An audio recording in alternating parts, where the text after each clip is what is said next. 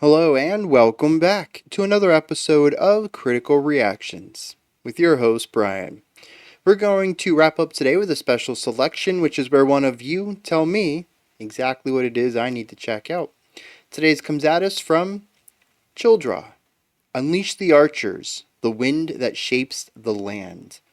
So that's what we're checking out today. This comes off of their 2020 album, The Abyss. Let's dive in and see what Unleash the Archers is bringing to the table today.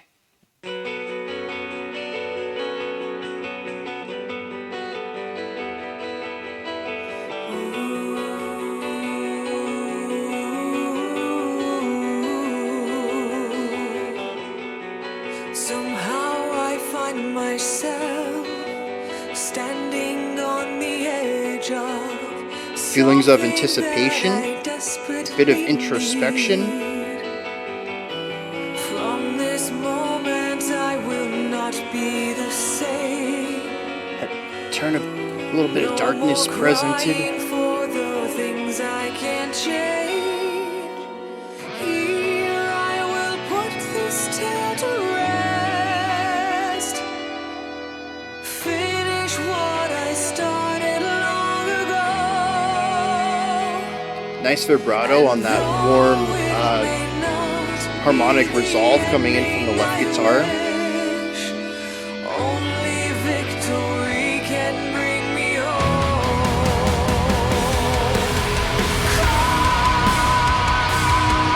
Very powerful with the halftime feel on the drums, the big belted vocals. Interestingly, the guitars don't give a lot of epicness, but the vocal melody does. It takes a big, powerful chord progression and converts it to high power.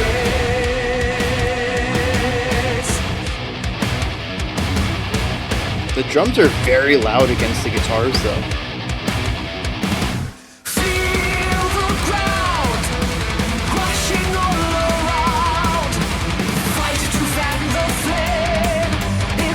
The ride cymbal over there is a nice touch.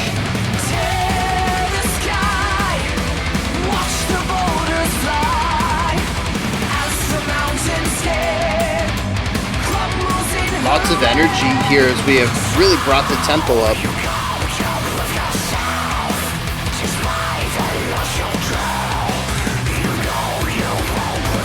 Bringing a bit of a heavy metal feel with like a little dash of metalcore maybe?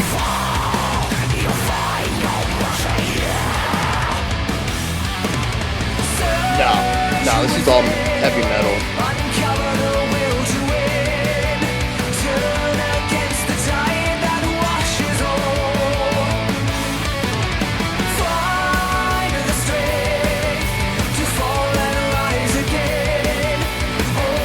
This is that like rising power metal feeling that's so iconic within the genre.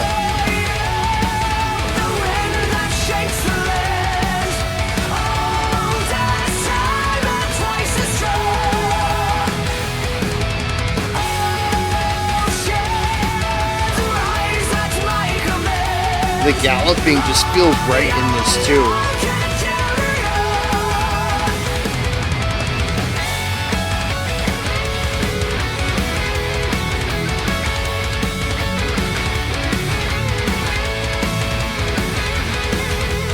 Nice harmonized duet.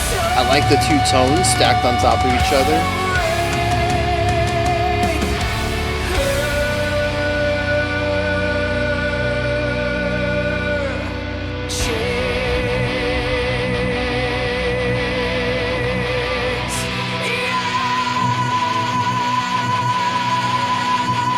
It's a very comfortable belt too.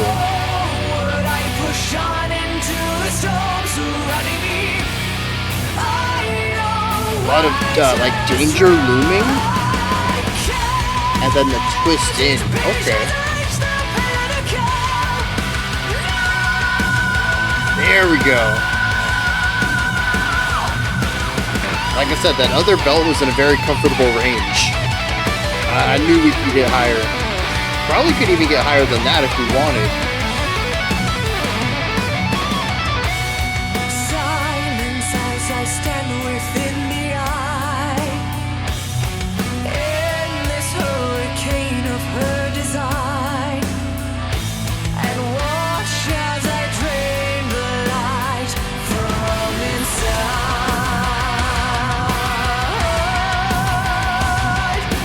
Now at last I see what must be done, and so I fly.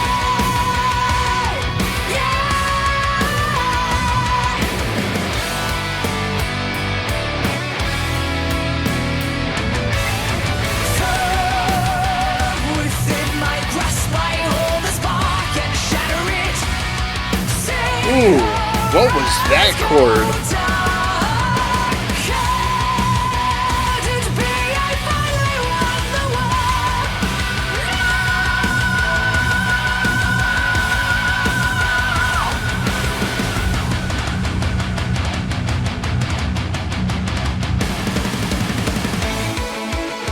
I see Interesting turn. All of that driving energy into uplift, tension removed. Very victorious sound, or edge of victory, maybe. the stars above, It's right around the corner. shining on the fragments that Because this does have a build-up element to it.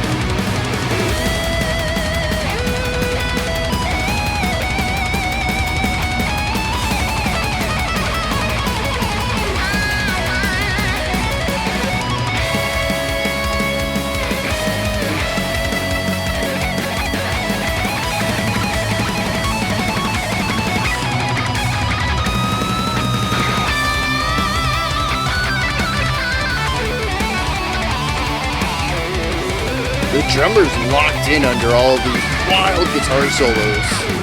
search within, uncover the will to win.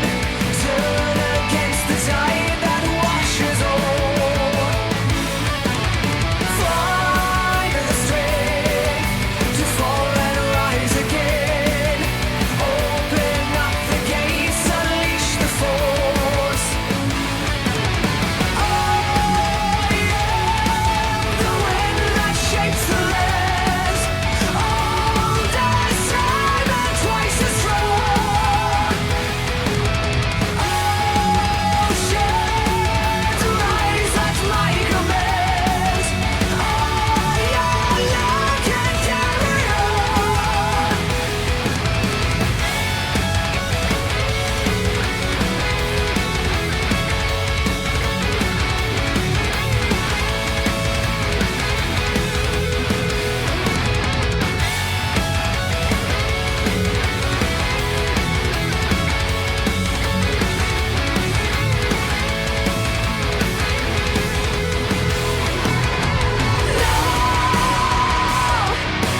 What is this I see? Broken before me. Once again I pay the price. I've nothing without sacrifice.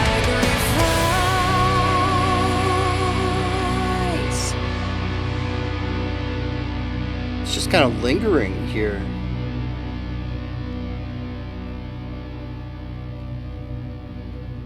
Interestingly, the guitars seem to have completed their chord progression, but the vocals landed on a half resolution to it. It really feels like there could have been another push towards a full resolve. Interesting. This is a lot of stuff. There is definitely a lot of power metal ideas in here. Very large and powerful, sometimes virtuous guitar chord progressions. We have very powerful, large vocals on top of all of that. Frequently getting the very wide vibratos, very big belts, high pitched notes coming in every once in a while to punctuate specific ideas. But there's also a lot of heavy metal influence in this as well. You know, the classic heavy metal sounds. it ends up feeling like a song that, well, there's actually another part in it that I want to bring up is traditional composition too. I think that there's some progressive ideas. There's more technical concepts in individual riffs, and vocal melodies, but it's also very palatable. The sections themselves, I think, aside from the general metal edge that's present, is a rather digestible sound. I think when you just view what's on paper, the chords themselves, the melodies on top of them, the rhythms can end up being a bit more abrasive for a non metal listener, probably. But I think generally there's a lot of palatable ideas here. We do have the harsh vocals early on in the track. I think we only heard them once, right? That's definitely one of the more abrasive sounds on this. But otherwise, it's a song that I think, especially with the vocal prominence in the mix, I think people could listen to, even if they're not metalheads. It might not be something that they would want to listen to, or maybe something they would want to return to, but I think most people could latch on to the vocals and kind of stick around for a majority of this track. And also, when we bring in the structure of the song, at least how I picked it up, we return to the chorus, or what I assume is the chorus, three times. There are two bridges in here. The first one is a melodic bridge that focuses on storytelling. The vocals are doing their thing while the instruments kind of bring the energy way down. The second time, though, is the guitar solos. But aside from those two moments, there's a lot of what I hear to be a verse chorus structure bouncing back and forth between these. Now, granted, the verses, there's a lot going on in there. The choruses, I think there's three distinct riffs in the chorus that I picked up on, anyways. So they're not entirely simple ideas. This is not a pop song that just happens to be an 8-minute power metal track, but there are a lot of more traditional mainstream sounds presented in the song that I think enables it to have a wider net cast for an audience, and I think it ends up being a lot more palatable than other power metal that I've listened to. Also, the dip into the more traditional heavy metal sound occasionally, I think, can bring in an older audience too, who might not necessarily always enjoy power metal, but have a soft spot for that sound of their youth. So I think it's a very to kind of bring this into more of like a businessy angle, which is usually not where I go. But I think there's a lot of really great ideas in here that are going to increase the size of the potential audience for this band. I think people who aren't typically into power metal may end up enjoying it. I think people who aren't even into metal at all may end up enjoying it. I think there's a lot of parts that can turn this into a bridge track in a lot of directions. And for those who don't know bridge tracks or bridge albums or even bridge bands, it's music that incorporates a part of another style of music while still focusing on, a completely different style of music. So maybe it's really heavy metal, but the vocals are poppy. They're not just palatable cleans. There's like a pure pop aesthetic to the vocals. And so you might get people who only listen to pop into metal that way. I think Sleep Token is doing a really great job of this right now, of being a bridge band in so many different directions. They're grabbing fans from so many different places and bringing them to a kind of metalcore home. I see a lot of that here too, bringing a lot of people from a few different directions into a very power metal core, and introducing power metal to them on different terms than traditional power metal. And I find that to be really interesting. But there's also more progressive elements at play too. And I'm a big fan of this meeting point here of palatability and technicality. The guitar riffs on here, they are plentiful. There are so many riffs on this track. Some of them are easier to digest. Some of them are simpler. Some of them feel like they're borrowed from another era. Some of them feel very modern. They're all over the place. There's a lot of them. And if you don't like one, Just wait 10, 15, 20 seconds, you'll find another one soon enough. These range from pure rhythm. One thing that I like in the chorus is that there's just a pedal tone style guitar chord going on, muted, just kind of eighth notes on the chord. When the chord shifts, the guitar shifts to the next chord. That's it. Very simple idea. It sits on the bottom of the song. But above that, we have some sort of rhythmically syncopated arpeggiation going on. I don't remember the exact riff that was being played, but the rhythm was like bum ba bum bum bum ba bum bum bum ba bum bum. Like it's not just dot dot dot dot dot. It's not just eighth notes. There's a little bit of a rhythmic variety to it, and it basically just walks up the chord and comes down the chord, does it again, comes back down, the chord shifts. They do the same pattern on the next chord. It also has a bit of this functional foundational component to it. A lot of it is built on harmony, but there is a melodic element to it. There is rhythmic uh, uh, variety to it that really isn't present anywhere else.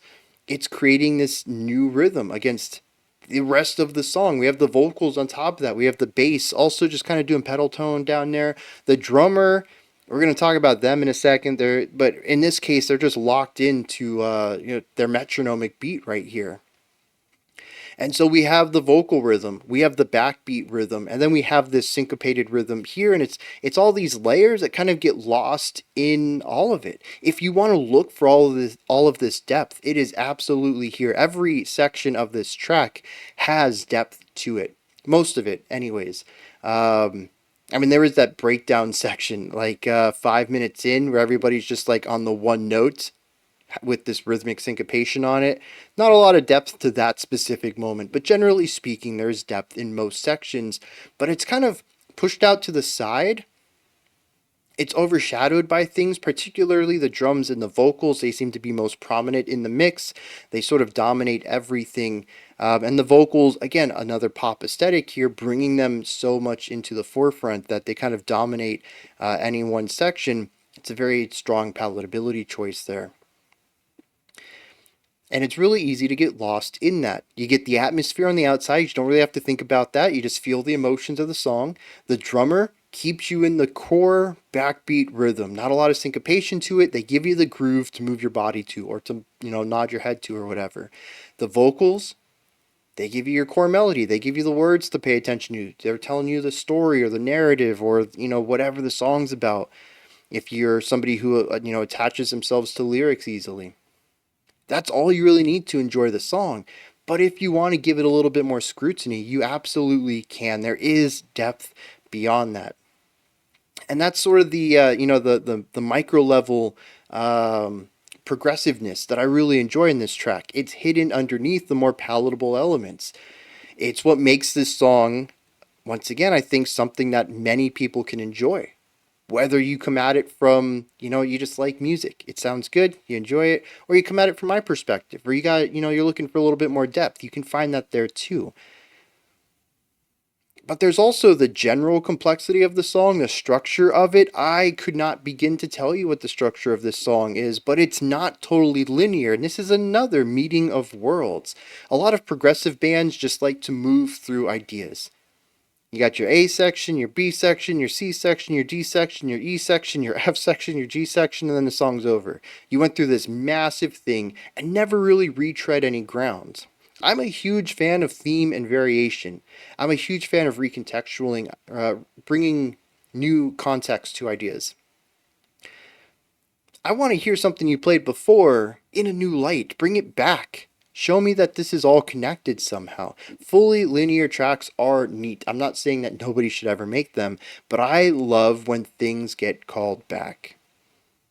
This song does a lot of that. Not necessarily callbacks in particular, but we do have a chorus that we return to. No matter how far we might deviate away, we come back to a central theme. Almost feels like a hub of sorts. We'll venture out this way, return back home, venture out that way, return back home, venture out that way, return back home. It gives the song a feeling of safety, a feeling of home that really works. And I dig it, while also still working within this concept of progressiveness, of always adding new ideas to the song. It is both palatable and progressive. Like I said, I love where those two worlds meet. I think this song does a great job of that. Now, the drumming on here is kind of hit and miss with me at times. As I mentioned during the guitar solo, the drummer is totally locked in. Shoot, just sitting in the pocket, perfectly precise on the rhythms all the time. The dude never makes mistakes, and it just sounds crisp and clean. I love a good drummer that can just sit in the groove like this, 100%. But with so many other interesting ideas going on, I do feel like the drummer kind of gets left behind. The vocalist gets time to shine, the guitarist gets time to shine, the bass, not in this song in particular, unfortunately. The drummer, though, just very static. I feel like this isn't a bad thing. Sometimes songs just need that glue, that foundation to hold everything together to be built on top of, and sometimes that's the drummer. 100% solid idea. But the drums are given a lot of prominence in the mix that implies that they have a more, spotlight function. We don't ever really get that. There's a couple of nice drum fills in here that I enjoy, but that's about it. The drum pattern themselves dominates the feelings of many of these sections. When the gallops come in, it feels like we're on a journey. We're going through this section. The vocalist is singing about how they're the wind that shapes the land, and we're galloping at the same time. And it feels good to be in that moment. The drums are absolutely crucial to that feeling, but they also feel too dominant in the mix. I don't want to harp on this for too long. It's just a really strange thing for me to upplay the drums so much, but then downplay what they're bringing progressively to the music. It just feels like they could have been reduced in volume just a little bit, mixed into the band a little bit better, and brought the guitars up because I often had a hard time hearing what the guitars were doing. It often felt at times that the guitars take up the outsides of the mix, but half of them are cut off in like the middle half because the drums dominate so much of the middle, and they just kind of feel like a fuzz on the outside of the song, even when they have moving parts, even when they're providing counterpoint to the vocals. They often feel like they're just overshadowed by the drums, which aren't contributing as much, I think, personally. It's just a weird thing right there. And maybe it's all me. Maybe the more I listen to this album, maybe I adapt to the production of it. Maybe it's simply that I've never heard production like this before. I don't know. But given how dominant the drums were at the beginning, I kind of expected some melodic drumming in here or ornamental drumming styles. They just consistently sat in the groove and, gave some really solid metronomic backbone to the song. Absolutely wonderful. I love that style. I assumed there was going to be more given the production, and that could totally be on me. That's really the only negative I have to say about the song, though. Everything else about it is fantastic. Um, and like I was mentioning, the journey of the song, it really does feel like a track that continues to move along. It comes back to that hub, that home sound, the chorus, or at least what I assume to be the chorus. We continue to return to that, but it goes through a lot of emotions throughout. And I wonder if this home to the song is more of a harmonic home, an emotional home. The song starts out a bit interpersonal. It feels like we're talking to ourselves. It's very quiet and serene, but a little bit of darkness is beginning to creep in. From here, we go through a plethora of very metallic sounds. We have some that are more uplifting and powerful, like the chorus that we return to. We have some that are a bit heavier, brooding. We have that traditional metal, heavy metal sound that I don't really have an emotion tied to. It's just a very rule of cool sound to me. It sounds good to be in that moment, and maybe that's all it's supposed to mean. We have parts of this song where we kind of bring the energy down, and it feels like our I don't know, conviction or confidence is wavering for a moment. I think every time we hit sections like this, we return to the chorus, which has that big uplift, feels powerful, it feels like we have confidence again. Maybe the whole story about this is some sort of inner turmoil. What is it called again? The wind that shapes the land. And the chorus says, I am the wind that shapes the land, right? I think so. I got to check these lyrics out in a second. But maybe that's about the confidence to, form your own path, forge your own path, even the idea of shaping the land. And so it might be a song about not having faith in yourself all of the time. Maybe you get knocked down and you feel less confident, and then you got to stand back up and you make this statement, I am the wind that shapes the land, and just got to have to like manifest your own destiny. As cliche as that is, maybe that's what the song is about finding the confidence to get back up when you've been knocked down, every time you've been knocked down, and continue to be a trailblazer. That's kind of what I get out of it, musically, at least, based off of the title entirely. But I don't know. Let's dive into some lyrics and see what's going on there. All right, and this seems to be part of a concept album. At least the little bit I'm picking up here, there are two characters, the immortal and the matriarch.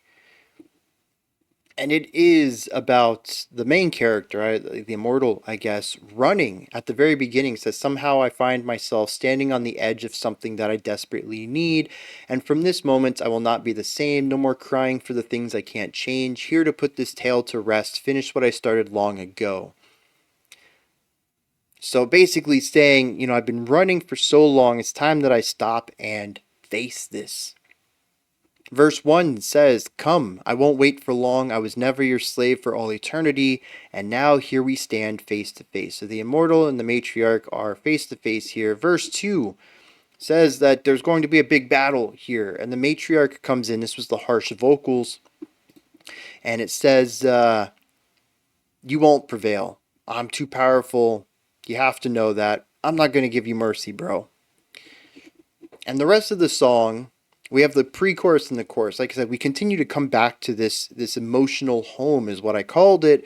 I didn't know how spot on I was with that. It says, search within and uncover the will to win. Turn against the tides that wash over to find the strength to fall and rise again. Unleash the force. The chorus kicks in. I'm the wind that shapes the land. Oldest time and twice as strong. Oceans arise at my command. I alone can carry on. So yeah, whenever this person's feeling down, they just remember this. They have the power to win this. No matter how many times they get knocked down, they've got to get back up. They have to find that strength. They have to uncover the will to win, something that they must search within to find.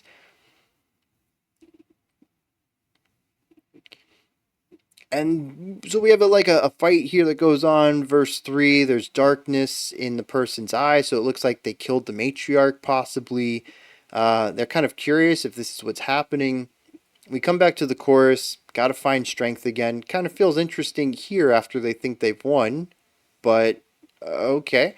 Then the outro says, What is this I see broken before me? Once again, I pay the price. I've nothing without sacrifice. The annotation here just states that the next song is about realizing that the person they were running with was fatally wounded in the battle. And it seems that that might be why there is a bit of a lacking of resolution there at the end of the song. It should have been a victorious moment, but it's been undercut. So yeah, I think they showcased that really well in the track. I didn't know what it was supposed to represent, but I did notice that it didn't feel totally resolute there. We didn't have a full sense of finality. I didn't know at the time it was a concept album either, though. So maybe that happens more often than not, as some of these chapters will run into each other. Only the end of the album would be a full sense of finality then. But yeah, I think they do a great job, like I said, of sort of towing the line here between palatability and progressive writing while still trying to tell this story, both in, wild, shreddy guitar work and intense metal sounds, but also, having this emotional flow throughout, this feeling of loss and trying to find the energy again to stand back up and continue on the fight, even though they might not feel like they have the confidence to do it. Yeah, they tell the story really well musically, and then the lyrics go on top and give the specifics throughout. Very well written, all, through and through. I really enjoy this, and I think this is the second time I've listened to Unleash the Archers and have been impressed. Although last time I was impressed on a more musicianly virtuoso style of playing. I don't remember what the song was called, but it was a video of all the band members, and it was just incredibly technical. And I really like seeing this more emotive side of them too. It seems like they can sort of bounce between the two sides and explore things that are more noodly, kind of showing off, and coming back to a sound that's a bit more reserved, focusing on what the song needs more so than what they want to do as musicians and being put in the spotlight. I love a band who knows exactly what a song needs and going in that direction. So yeah, I think I'm really warming up to this group. These are my thoughts though. Unleash the Archers, the wind that shapes the land. What did you think of this track? Is there anything that stood out to you? Anything that you'd like to add on to what I said or correct me on? If you have your own interpretation or opinion about this, please put that in the comments as well as any other thoughts you might have.